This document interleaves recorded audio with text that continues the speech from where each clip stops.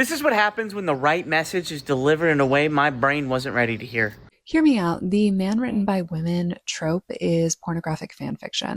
I had to rewatch this video 3 times before I figured out why it bothered me so much and why it shouldn't. When applied to human beings with agency, men written by women can be just as one-dimensional as women written by men.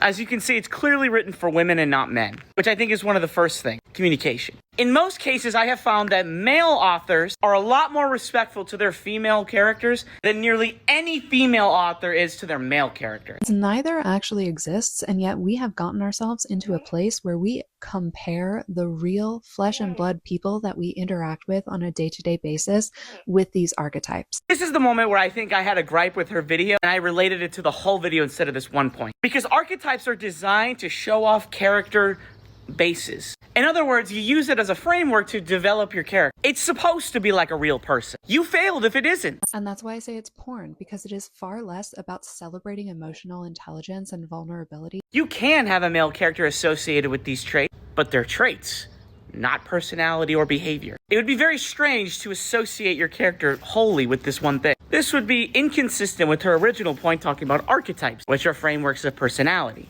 And far more about optimizing for a very specific type of fantasy.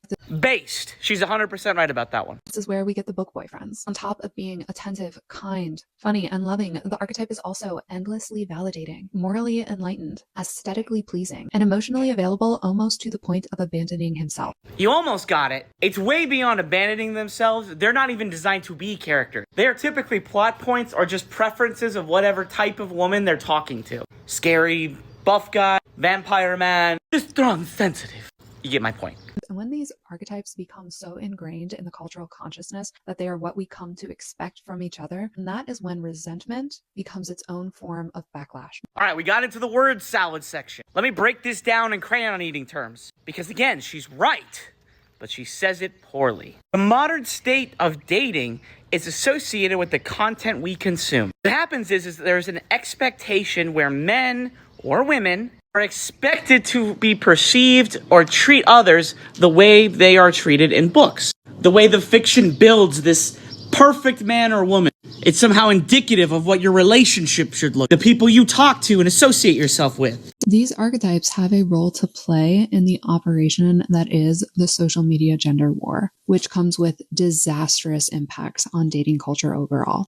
That sounds familiar. Oh yeah, I made like 10 videos on that. Because the love stories that we have conditioned ourselves to crave may not actually exist. Again, there's no May. There is no billionaire vampire with 2 schlongs looking for you. You are not the main character. I am not the main character. She is not the main character. Come in with a reasonable, reliable, and honest expectation. This is reality, not your love story.